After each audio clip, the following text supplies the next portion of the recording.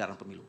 Perdebatan hari ini mutlak dimenangkan oleh kami 12-0. Itu yang dikatakan oleh Hotman Paris kepada media. Seperti yang sudah sempat saya kutip sebelum jeda tadi. Keterangannya kepada media menjelaskan bagaimana proses dari persidangan yang berlangsung membahas mengenai proses penghitungan dan juga aplikasi Sirekap. Kita akan lihat bersama karena tadi sudah sempat dikatakan juga oleh pihak 02 bahwa sudah tidak perlu sebenarnya membahas mengenai Sirekap ini karena penghitungan yang dipakai adalah penghitungan yang berlangsung secara berjenjang, penghitungan manual. Bagaimana kemudian keyakinan dari pihak 01 mengatasi ini dan juga melihat kira-kira hasil dari proses persidangan yang sedang berjalan. Untuk itu saya akan perkenalkan para narasumber yang sudah hadir bersama saya di studio. Sudah hadir tentunya, beliau merupakan pakar hukum tata negara, Profesor Andi Muhammad Asrum. Assalamualaikum warahmatullahi wabarakatuh. Selamat malam Prof. Asrun. Ya, alhamdulillah sudah buka puasa. Alhamdulillah sudah buka puasa. Kita ganggu buka puasanya dengan di sini ya, Prof. Sudah selesai. Baik, ya. Dan juga tentunya mewakili dari pasangan 01, pasangan Anies Mohaimin atau pasangan Amin sudah hadir bersama kita juga yaitu Bang Mustafa Nahrawardaya. Assalamualaikum. Selamat malam. Waalaikumsalam warahmatullahi wabarakatuh. Selamat malam, Mbak Nahra. Malam. Sudah, baik. Nah, ini kita juga memiliki narasumber lainnya yang bergabung secara daring yang juga merupakan saksi ahli KPU yaitu Prof. Marsudi Wahyu Kisworo. Selamat malam, Prof. Marsudi. Warahmatullahi wabarakatuh. Assalamualaikum warahmatullahi wabarakatuh. Selamat malam, Prof. Marsudi. Assalamualaikum warahmatullahi wabarakatuh. Baik. Waalaikumsalam warahmatullahi wabarakatuh. TNI yang ada di wilayah Kodam. Baik, Prof. Marsudi, langsung saja mungkin bisa diceritakan kepada kami bagaimana tadi proses di persidangan, apalagi kemudian ketika dikatakan dari pihak 02 bahwa sudah tidak perlu lagi adanya pembahasan mengenai Sirekap ini, pembuktian mengenai Sirekap ini. Silakan, Prof. baik. Terima kasih Mbak Putri. Suara saya kedengaran ya, Mbak? Kami bisa mendengar dengan jelas. Oke, iya. Baik, selamat malam semua nih. Ada sahabat saya Mas Tova, ini lama gak ketemu kita ya.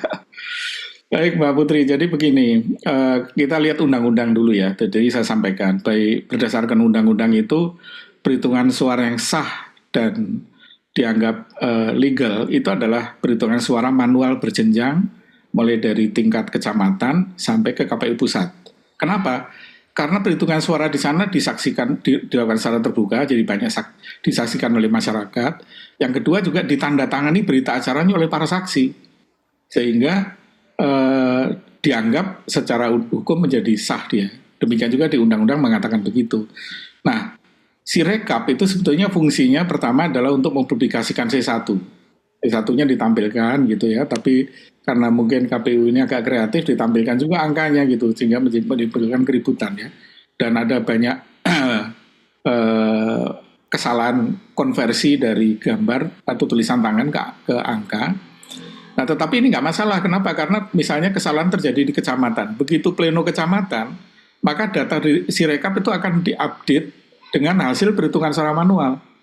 Demikian juga ketika pleno di kabupaten kota, maka suara yang ada di Sirekap, angka di Sirekap itu diupdate oleh hasil perhitungan suara di kabupaten kota sampai ke KPU pusat. Sehingga sekarang posisinya setelah pleno KPU pusat dan keluar SK 360, maka kalau kita lihat isi Sirekap itu sama persis dengan hasil perhitungan suara berjenjang itu. Jadi di provinsinya juga sama dengan pleno provinsi, kabupaten kotanya sama dengan pleno kabupaten kota, kecamatannya juga sama dan seterusnya. Itu makanya saya agak surprise tadi ini judulnya kok semua berharap Sirekap. Sirekap itu nggak bisa nyihir, wong dia itu tidak digunakan untuk perhitungan suara kok. Yang dipakai adalah perhitungan suara manual dan sudah keluar keputusannya dalam bentuk SK KPU nomor 360. Jadi kalau mau dipermasalahkan sebetulnya SK 360 itu yang kalau mau kita permasalahkan angkanya, bukan Sirekap lagi karena isinya sama kok gitu. Itu kira-kira tadi Mbak. Baik, Bang Mustafa Nahra juga bagaimana mendengarkan tadi Bang Hotman begitu yakin, bahkan mengatakan kami kalau dari perdebatan ini menang 12-0, tidak ada perlu yang diributkan lagi, diperdebatkan lagi soal Sirekap ini. Sebelum komentar Bang Hotman ini saya pakai ini dulu nih. Nah, nih. Bukan emas ya? Bukan, beda ini beda level ini. Kali ini hiasan biasa. Harganya kurang itu. Saya hafal betul dengan Pak Hotman. Beliau jarang sekali kelihatan sidang di MK. Berbeda dengan misalkan Mas Refli Harun. Yang memang beliau areanya di MK, tata negara, tentu berbeda pendapatnya. Maka kemarin Mas Hotman itu kejebak itu. Dia ngomong, untuk menjawab bansos cukup satu paragraf. paragraf apanya di MK itu ramai sampai hakim konstitusi itu manggil Bawaslu sama KPU dipertemukan mana karena ada ribuan masalah. Ayo, bansos gimana? Nanti pertemukan menteri yang ngurusin bansos, menteri yang mengatakan bansos nggak ada masalah, anggaran yang tahu Sri Mulyani ini panggil semuanya. Jadi tidak cukup dengan satu paragraf karena itu yang bilang adalah Hotman.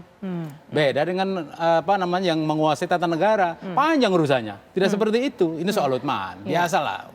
Bikin kontroversi. Di antaranya dia kan sangat risih dengan Gibran di acara Hotroom, sebuah televisi swasta. Tapi sekarang dia membela Hotman, membela Gibran. Jadi memang di sini terjadi pergulatan sebenarnya. Betul, termasuk pernyataannya juga bahwa sudah tidak perlu dibahas mengenai hal ini. Gimana nggak dibahas? Wong itu yang butuh kan majelis hakim, Mahkamah Konstitusi.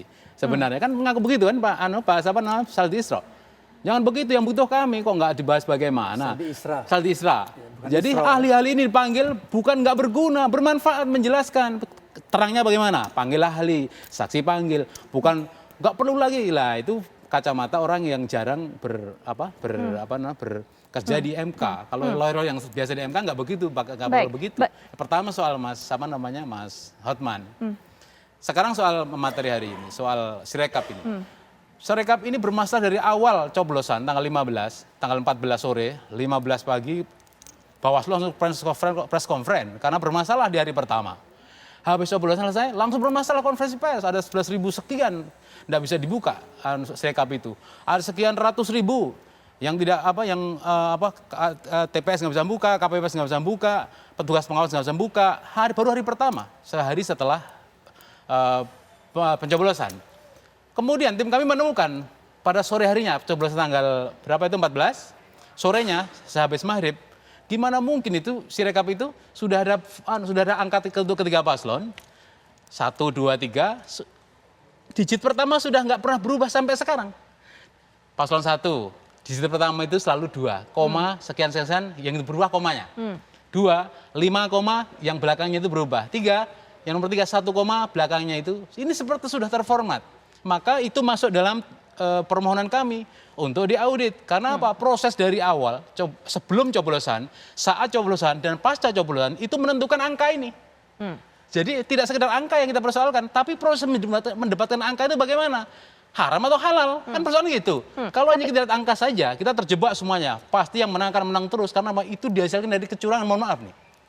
Banyak terjadi kan, dilaporkan di media sosial, sekarang terbuka semua orang IT yang tidak di Timnas, yang nggak ada di TKN 02, yang nggak ada di 01, 03, semua bisa bekerja dan memelototi Sirekap ketika digunakan oleh KPU. Banyak masalahnya, maka semua bisa semacam ngetes ya, apakah ini bermasalah atau tidak, dan banyak masalah itu laporkan medsos, lapor ke tim 01, juga 03, nggak tahu 02 merasa ada kecurangan atau tidak.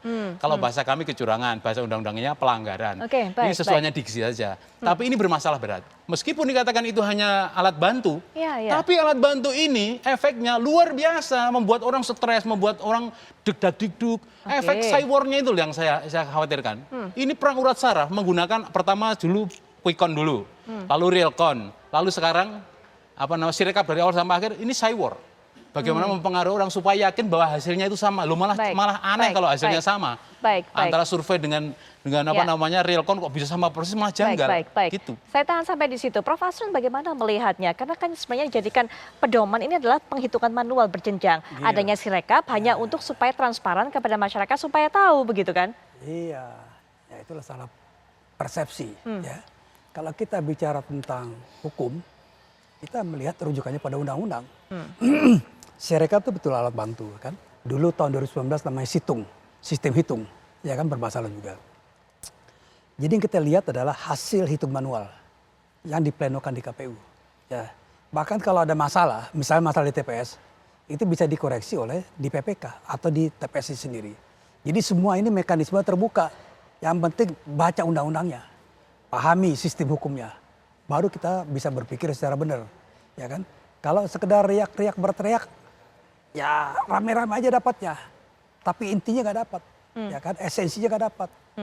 Kenapa persoalan suara penting, suara yang dihitung penting? Karena pemilu adalah refleksi kedaulatan rakyat. Yang dihitung, yang dipersoalkan terakhir adalah suara. Kenapa suara? Karena rakyat itu memberikan suara, bukan sekedar memberikan suara, dia ingin memberikan kontrak sosial kepada orang yang akan memimpin. Ya. Dan prosesnya harus benar. Kalau prosesnya nggak benar, digugat dari awal. Ada mekanismenya. Ditempuh nggak? Semua paslon ini menempuh mekanisme katakanlah gugatan, pelaporan terhadap mekanisme dianggap salah, ya, mekanisme dianggap dilanggar. Itu dilakukan 01, 02, 03 semua melakukan. Artinya apa? Dari segala proses, ya, proses sebelum pencoblosan, sebelum penetapan hasil itu sudah dilalui dengan baik. Semua dilakukan. Kalau memang toh tidak setuju dengan mekanisme, nggak usah ikut pemilu. Ya, bahkan sejak awal misalnya katakanlah penetapan pasangan calon, nomor urut, semua ikut, ya kan? Nggak ada mempersoalkan. Misalnya 01 keberatan terhadap 02, pertama Gibran, oh kami nggak mau ikut, nggak usah, bakal begini. Tapi kan semua ikut. Yeah. Bahkan Anies ya, memberikan nilai buruk sekali sama Pak Prabowo, artinya dia mengakui eksistensi Prabowo. Ada perdebatan cawapres ya, cawapresnya 01 Muhaimin Iskandar dengan Gibran. Saling berdebat, artinya saling mengakui ini kan. Jadi mekanisme semua ditempuh. Apalagi kemudian nomor urut, pencabutan nomor urut. Nggak ada yang bilang, oh kenapa harus diikut nomor urut.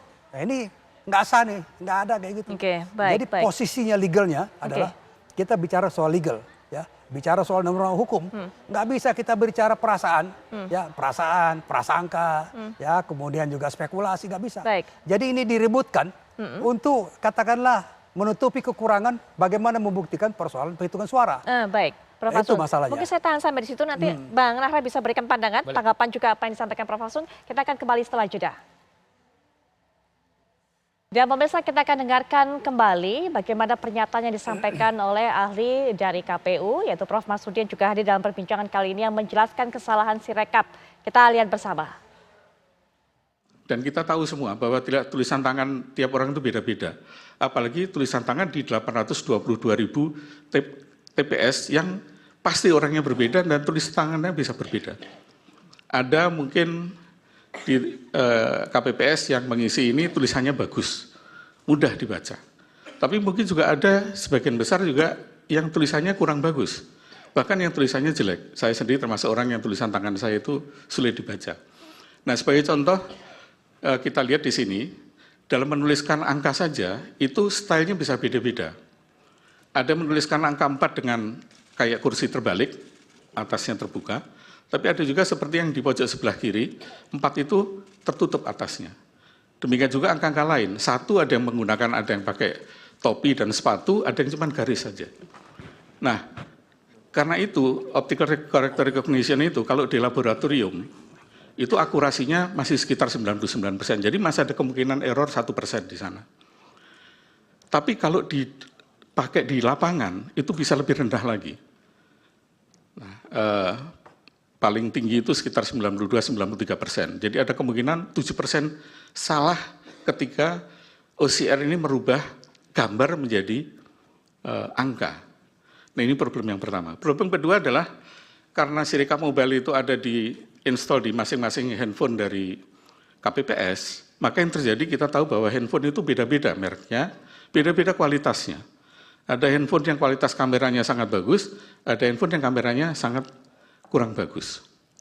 Resolusinya juga beda-beda. Nah, akibatnya terjadilah seperti contoh di atas di layar, itu form C1 bisa beda-beda, kualitasnya ada yang gambarnya jelas, ada yang buram, ada yang remang-remang, ada yang warnanya jadi putih, ada yang warnanya kekuning-kuningan begitu. Ini dari sisi kamera, problem kedua. Problem ketiga adalah dari kertasnya sendiri.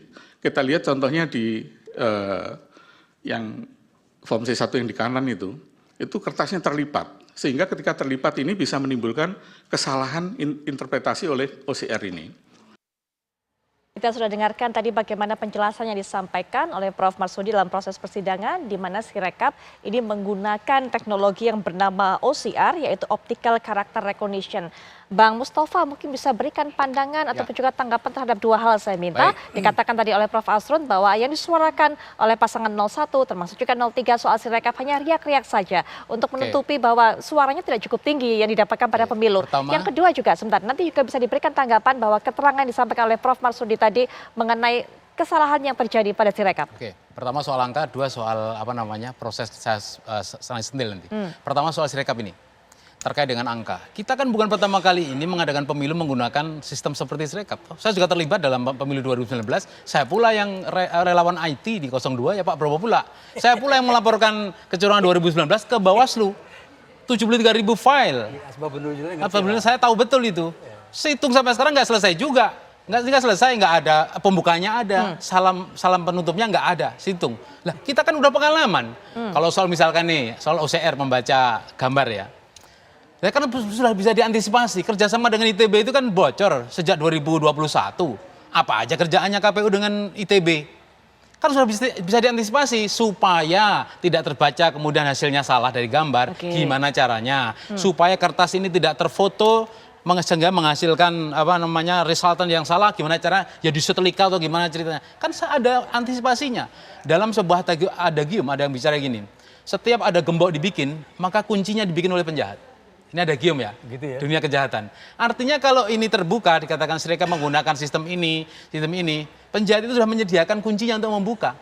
Oleh karena itu, iya, tanggal 10 Februari, 4 hari sebelum pemilu, tim kami sudah menemukan kejanggalan karena dalam mobile apps itu tiba-tiba muncul button kanal yang dia bisa mengubah value nilai angka, bisa ngubah-ngubah. Itu tiba-tiba muncul 4 hari sebelum pemilu. Padahal itu nggak boleh, yang dipegang oleh petugas di lapangan itu nggak ada button itu. Tapi nyata kemudian ada 4 hari sebelumnya, kita protes ke Bawaslu, kirim surat, dicuekin saja. Apalagi dikatakan penulisan angka seharusnya seragam. Lah justru ini kuncinya di sini. Ketika ini seharusnya seragam, maka mohon maaf nih, para penjahat-penjahat politik ini, mereka mempersiapkan kalau gitu supaya dia menang, kita bikin supaya nggak seragam. Kan bisa begitu. Setiap gembok dibikin, kunci juga dibikin. Jadi mereka tahu. Yang kedua soal beliau. Tahan dulu. Yang Prof. Asun tahan dulu. Kita berikan kesempatan kepada Prof. Marsudi untuk bisa memberikan tanggapan. Seharusnya hal-hal seperti ini bisa diantisipasi, Prof. Marsudi. Silakan diberikan tanggapannya. Jadi betul sekali Mbak. Tapi memang saya tadi juga waktu di persidangan juga saya sampaikan bahwa orang IT itu pasti tahu bahwa akurasi dari rekognisi tulisan tangan itu kalau di laboratorium itu paling-paling 99%. Artinya masih ada kemungkinan error 1%. Kalau diaplikasikan dalam dunia nyata itu bahkan turun sampai 92 sampai 93. Jadi mestinya diantisipasi dengan cara tadi sudah saya sampaikan di persidangan tadi. Misalnya data itu sebelum diposting ke web itu divalidasi dulu. Sehingga yang tampil di web itu sudah valid gitu ya. Nah, tetapi yang ingin saya garis bawahi ada dua. Yang pertama adalah begini, Mbak. Ini kan proses otomatis ya dari kertas oleh software dirubah jadi data. Jadi tidak ada manusia di situ. Kalau tidak ada manusia, tidak ada namanya kesengajaan. Ini pertama ya. Yang kedua, saya ingin menanggapi Mas Tova tadi, sahabat saya ini. Dia mengatakan 2 hari sebelum coblosan ada aplikasi Sirekap Mobile yang dipegang. Tidak ada Pak. Sirekap Mobile itu hanya dipegang oleh KPU. Di luar itu bukan Sirekap Mobile yang sah, gitu ya. Jadi tadi juga disampaikan ada yang dari ahli dari Amerika katanya mendapatkan menggunakan Sirekap Mobile kemudian dicoba-coba begini. Sudah disangka tadi di persidangan bahwa Sirekap Mobile itu hanya ada di KPU, hanya KPU yang bisa mendesainkan kepada KPPS, tidak ada ke tempat yang lain, gitu ya. Nah ini yang mungkin saya kira ya pengalaman dari Mas Ova ini kan dulu pernah 2019 di via Pak Prabowo lah ya, dulu kan hanya 2 calon. Waktu itu saya juga jadi saksi ahli di KPU, sama kasusnya, saya jadi saksi ahli untuk situng waktu itu. Dan dalil-dalil yang disampaikan data setumpuk itu mentah semua. Kenapa? Karena seperti disampaikan Prof. Andi tadi, kalau kita bicara hukum, itu data itu harus otentik itu, tidak bisa clipping koran, berita, YouTube itu tidak bisa jadi data begitu loh. Nah, sebentar Bang. Ya, silakan Prof. Dilanjutkan. Jadi kalau kita bicara itu gitu ya, 2019 dulu ya, C1 itu kenapa sekarang ada Sirekap? Dulu C1 itu sulit diperoleh. Jadi C1 yang beredar itu kita nggak tahu lagi itu C1 versi dari siapa begitu. Tapi dengan Sirekap ini, C1-nya memang di-upload ke Sirekap sehingga semua orang bisa mendownload. Beda dengan situng, makanya beda situng dengan Sirekap itu yang pertama adalah tidak ada entry oleh manual oleh manusia, yang kedua adalah form C1 hasil itu semua TPS dari 822.000 TPS itu ada semua di Sirekap. Situng dulu tidak.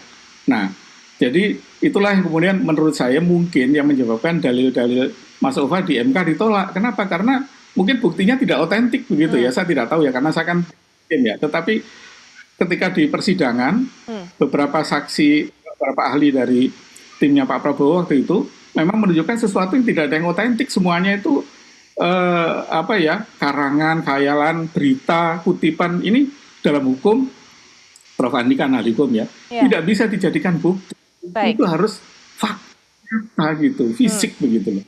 Nah, ini sama dengan tadi ketika ada tuduhan ada aplikasi Serikap Mobile sudah berubah dipencet sini misalnya.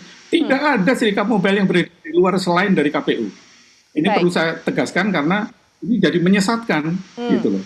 Kalau tidak ditegaskan bahwa hanya KPU yang pegang Serikap Mobile. Ya, baik. Kita Itu. akan baik Prof. Marsudi, kita akan tahan dulu, kita jeda dulu, nanti silakan ditanggapi. Tidak ada hal seperti itu, Bang Nahra. Prof. Asrun juga mungkin bisa berikan pandangan mengenai masalah pembuktian. Bukti harus otentik begitu, bukan hanya sekedar clipping, data dan sebagainya. Nanti kita akan lanjutkan kembali setelah jeda. Kita kembali lanjutkan perbincangan. Satu hal tadi yang juga penting ditekankan oleh Prof. Marsudi, jika memang ada hal seperti itu dituduhkan oleh pihak 01 ataupun juga 03, soal pembuktian itu betul-betul harus konkret, harus nyata. Iya, memang harus konkret karena bukti itu punya nilai pembuktian. Kalau misal gosip, hal-hal yang barang nggak jadi, barang-barang yang sifatnya itu hanya uji coba kemudian tidak final, nggak bisa dibawa, ya kan? Misalnya dokumen, ya, dokumen pembuktian itu harus dileges di kantor pos. Kalau Sirekap legesnya gimana, ya kan? Nggak bisa dibawa-bawa itu, di print out juga kacau-kacau kan? Jadi kalau menurut saya, ini belajar di Pak Mustafa kan udah ngerti juga nih tahun 2015. Yang dipegang betul adalah SK KPU. Real, hasil rapat pleno itu baru bukti real. Kalau Sirekap itu masih poros-poros kayak gitu. Dan ketika bermasalah di stop. Oke. Ya saya kira itu wewenang KPU. Sama juga di situng dulu. Situng itu tidak jadikan bukti. Bahwa ada proses yang seperti itu. Kemudian bermasalah di stop. Itu soal yang real ya. Faktanya begitu. Tapi itu bukan bukti untuk menentukan orang menang kalah Mas Mustafa. Enggak. Yang dihitung adalah hasil rekap Mandowa tingkat nasional KPU. Yang ditandatangani semua oleh para saksi. Dan kemudian kita lihat, saya lihat prosesnya hitung manual di KPU itu dalam rapat pleno. Setiap ketua KPU provinsi membawa rombongannya, mempresentasikan di mana masalahnya. Kalau memang ada masalah pada saat itu, maka KPU menerima katakanlah surat atau misalnya katakanlah informasi bahwa ada masalah di TPS ini, di wilayah ini, dibahas di dalam rapat pleno. Kalau tidak ada gimana? Ya. Bahkan ketika ada satu nggak tahu tuh dari saksi paslon mana ya di waktu rapat pleno, ya kan dibilang ada bermasalah tuh ketua KPPS-nya. Pak ketua KPU bilang tanya, itu di mana? TPS nomor berapa? Siapa? Nggak bisa jawab. Dia bilang, saya hanya dapat laporan-laporan. Jadi kalau misalnya sekedar dapat laporan-laporan, itu dalam definisi hukum namanya saksi auditiu. Saksi yang hanya mendengar, bukan saksi yang langsung. Ataupun saksi yang langsung seperti yang kemarin ada saksi dari paslon 03 ya, yang dari desa mana itu yang dia dikumpulkan ketua RT. Itu persoalannya minor sekali. Tidak akan mempengaruhi yang selisih suara yang demikian banyak. Anies dengan Pak Prabowo, Anies separuhnya juga enggak kok dengan Prabowo. Apalagi Ganjar. Ya, Ganjar barangkali sepertiga, separuh dari Anies juga enggak Ganjar itu. Ya, jadi ini yang dibuktikan. Jadi harus disapu habis nih persoalan buktinya, tumpukin buktinya. Oleh karena itu, ini saya pengalaman nih. Saya berperkara di MK, mengurus MK tuh sudah 20 tahun. Ya, sudah 20 tahun. Baik, mungkin Mas Nauri nggak pernah lihat saya bersidang di MK. Saya bersidang dan saya pernah jadi asisten ahli di MK, asisten hakim. Jadi saya ngerti bagaimana mekanisme. Saya dulu 2015 di Pak Jokowi. Baik, 2019 baik. dengan Pak Narawi di Pak Prabowo. Sekarang bisa tempat tidur Pak Narawi, ya kan? Tapi suaranya sama untuk Indonesia Maju Pak Narawi ini. Baik, Mbak Narawi langsung saja diberikan tanggapan baik yang disampaikan Prof. Marsudi maupun Prof. Asrun. Nah, sebenarnya kan aduan itu ada dua tempat sebenarnya, Bawaslu dengan MK. Iya, betul. Bawaslu itu tugasnya dua, mencegah terjadinya pelanggaran. Yang kedua, menindak pelakunya. Ketika ini nggak jalan, ya kami 01 lanjut ke MK. Karena kami anggap laporan 100 lebih laporan, tanggapannya apa coba? Kurang bukti material, bagi-bagi susu itu tidak ada unsur kampanyenya. Kebetulan kasat mata ya kampanye itu di luar jadwal. Jadi kami bukan hanya tidak menghormati Bawaslu, tapi karena dua tugasnya, oleh Bawaslu tidak lakukan, kita lompat ke MK, tunggu aja nanti terakhir. Termasuk pendaftaran Gibran, emang nggak kita laporkan. Tapi kita tidak ingin mengganggu tahapan-tahapan ini. Kan tahapan kan waktunya kan jelas, nggak bakal bisa berhenti di tengah jalan gara-gara kami protes, tidak begitu. Kan tanggalnya pasti. Oleh karena itu, karena pendaftaran Gibran, mohon maaf sedikit ke belakang, pendaftaran Gibran itu bermasalah, maka KPU pun tampaknya mengakomodir. Seharusnya pada tanggal 25 Oktober ketika Gibran didaftarkan, itu langsung ditolak karena syaratnya belum memenuhi, umurnya masih di bawah 40 kan pertimbangannya masih Putusan MK PKPU nggak bilang begitu. tanggal 19 bukan tanggal 25 itu masih berdasarkan PKPU 19 belum yang tanggal 3 November. Jadi masih umur yang 40 tahun. Sudah ada putusan MK waktu itu kan? Belum. Tangannya urutan soal kronologis, Pak. Oh. Jadi ketika MK turun perkara 90, Tanggal berapa tuh? gimana? MK putusan MK tanggal berapa? Waktu di antara jeda pendaftaran, seharusnya kan KPU mengubah PKPU-nya toh untuk mengakomodir. Putusan MK itu sifatnya Oke, nanti saya dulu. Baik, Ya, sebentar, Prof. Silakan. Ini kan soal ada kronologis. Nanti saya bacakan supaya tidak Mungkin dipersingkat soal ini termasuk juga soal kita Sirekap fokus tadi. Ini. Jadi kalau kita hanya fokus di angka, kita akan terjebak. Kenapa? Kita akan ngomong selisihnya itu jauh. Kalau pemilu pencoblosan ulang, namanya PSU, pemungutan suara ulang, dilakukan, pasti akan kalah Anies maupun Ganjar. Saya juga meyakini pasti kalah. Kenapa? Karena dia mencoblos ke 02. Itu mohon maaf nih, di belakang sebelum coblosan ini terjadi banyak sekali kecurangan. Misalkan ancaman, intimidasi, penggalangan lurah-lurah kepala desa, bansos, coba bayangin. Itu menyebabkan mereka digiring untuk memilih salah satu paslon yang itu bukan 1 dan 3. Itulah yang menyebabkan paslon 1 dalam petitumnya minta supaya pemilu ini didiskualifikasi. Pertama ya, dua paket ini, satu paket Prabowo Gibran didiskualifikasi, kemudian diadakan PSU tanpa mereka. Ini petitum yang pertama yang paling besar. Yang kedua, andaikan nih jelek-jeleknya itu tidak disetujui oleh mahkamah, maka ada alternatif kedua, ada PSU yang ikut hanya Prabowo Gibran yang ikut, karena kita punya etika. Punya etika.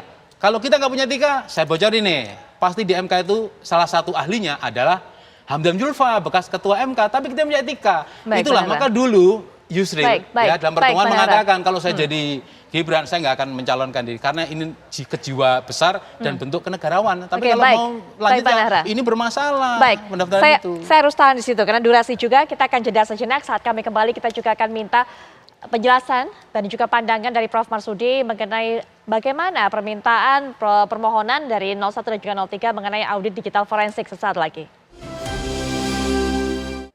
Baik pemirsa, kita akan lanjutkan kembali perbincangan Prof. Marsudi. Kami pahami betul Prof. Marsudi sudah menjelaskan di persidangan, tapi ini juga buat informasi ke masyarakat bagaimana kemudian penolakan dari KPU mengenai proses audit forensik terhadap aplikasi Sirekap ini.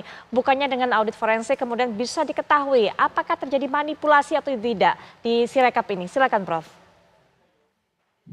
Baik, terima kasih Mbak. Jadi yang pertama, sistem perhitungan menggunakan digital ini sebenarnya sudah mulai dari 2004. Jadi ini sudah pemilu kelima sebetulnya yang menggunakan itu. Dan setiap pemilu pasti diprotes begini oleh yang kalah. Dari 2004 dulu yang kalah protes juga. 2009 yang kalah protes begini juga. 2014 ketika Pak Jokowi menang yang kalah protes juga. Yang diributkan Situng. 2019 sama. Sekarang juga sama begitu. Jadi intinya adalah apapun yang di IT ini pasti akan jadi sasaran tembak dari, ya mohon maaf aja, dari yang kalah begitu. Nah, makanya sekarang saya masuk mengenai forensik ya. Jadi ini ada ahli hukum soalnya, jadi nanti bisa konfirmasi saya. Namanya audit forensik itu hanya dilakukan kalau ada tindak pidana di sana. Nah sekarang terbukti nggak ada tindak pidana yang dilakukan oleh KPU atau sistem IT KPU. Tidak ada. Dan ketika tadi dikatakan misalnya, tadi kebetulan di MK juga ada saksi dari developer Sirekap dari ITB. Ketika disampaikan misalnya TPS ini terjadi penggelembungan, dicek nggak ada kok, nggak benar itu. TPS yang disebut itu nggak seperti itu gitu ya. Jadi termasuk jangan-jangan Mas Ova tadi menyebutkan TPS ini ada penggelembungan. Saya nggak yakin Mas Ova lihat sendiri kok gitu. Itu pasti ceritanya orang. Dan tadi Pak Andi sudah menyampaikan kalau ceritanya orang itu nggak punya kebenaran hukum. Yang kedua adalah tidak punya nilai kebenaran begitu. Nah tadi juga disampaikan begitu. Jadi ketika disampaikan ini kemarin saksi kami menemukan ada perubahan 600 sekian terhadap satu TPS. Dicek nggak ada, di log itu perubahannya hanya 11 kali atau 12 kali, begitu nggak sampai ratusan begitu. Nah inilah yang bombastis begini yang kemudian saya kira mungkin harus jadi pengalaman bagi Mas Sofwan dan teman-temannya. Kalau di pengadilan itu nggak perlu bombastis, yang perlu adalah fakta gitu. Nggak usah bombastis kalau faktanya bersaksi masuk gitu. Nah, jadi masalah audit tadi bukan KPU menolak saya kira ya, tapi karena audit forensik itu hanya dilakukan kalau misalnya KPU terbukti melakukan tindak kejahatan, ada fraud di sana, baru dilakukan audit forensik untuk mengetahui siapa yang melakukan itu. Begitu Mbak Putri. Mengenai sudut pandang hukum soal ini diperjelas oleh Prof. Asrun, silakan. Jadi kalau forensik itu supaya punya nilai hukum, dia masuk dulu perkara pidana. Ya kan, misalnya penipuan, pemalsuan, macam-macam, baru forensik. Tapi kalau forensik swasta Mas, nggak kena, nggak punya nilai pembuktian itu forensik swasta tuh. Ya kan, kemudian ada juga yang menurut saya yang kemarin keliru tuh. Ketika ada yang mengatakan saya ahli IT, harusnya barang ini dibawa. Ini nih, salahnya di sini. Saya benar di sini, ini robot saya ngomong gitu. Baru punya nilai pembuktian. Kalau misalnya semua nih dibungkus dengan spekulasi, tidak punya nilai pembuktian. Oleh karena itu, kalau menurut saya ya, kalau memang toh kemarin sangat disayangkan itu kemarin yang bilang saya punya robot macam, dia nggak tampilkan robotnya. Saya punya pengalaman di MK ketika saya menguji undang-undang pemilu untuk agar bisa dilakukan e-voting pada pemilu Kabupaten Jemberana di Bali. Itu kita bawa presentasikan. Bahwa kalau buat KTP taruh nih keluar orangnya. Jadi kalau menurut saya kalau punya nilai pembuktian itu ada aspek lain, ada aspek pelanggaran administrasi yang dibuktikan. Kalau forensik apalagi ini menyangkut misalnya penipuan pemalsuan data Mas Rawi ya. Itu ke Bareskrim dulu. Ini serba terlambat ini. Karena sudah merasa barangkali dulu menang. Ternyata enggak gitu. Itu catatannya. Sayangnya juga waktu kita terbatas. Singkat saja mungkin. Singkat ya. Jadi Pak Marty Kisworo, jangan salah, semua caleg itu bisa membuka langsung Sirekap dan mengecek angka-angka yang dia dapat. Ternyata kacau balau. Jadi jangan salah kalau Mustafa itu pasti nggak ngecek langsung. Ya enggak lah, saya timnas masuk nggak ngecek. Kita ngecek suara saya sendiri, suara caleg ya. Hari pertama 500.000. Saya yakin ini pasti salah. Akhirnya dapat 700 sekian, 800 sekian. Itu bukti saya ngalami sendiri, apalagi Pilpres. Jadi kita setiap hari bisa membuka sendiri, membandingkan.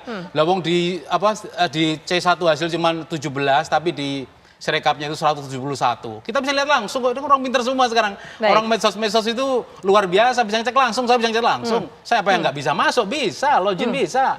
Bisa membuka semua TPS dimanapun saya bisa. Yang mengherankan itu pada nggak sadar. Semua yang bersalah itu diperbaiki sehingga menjadi benar, tapi suara yang sisa yang dibenarkan itu dia pindah ke TPS lain. Baik, Banara. Baik. Jadi nggak tahu orang-orang itu. Sampai di situ, karena memang waktu juga yang mengakhiri perdebatan kita atau juga diskusi kita pada malam hari ini. Kita akan terus tunggu bagaimana jalannya proses persidangan yang ada di MK mengenai sengketa hasil pemilu ini. Terima kasih kehadirannya secara daring Prof. Marsudi sudah memberikan keterangan kepada kami. Prof. Asrun terima kasih, Bang Nara juga terima kasih.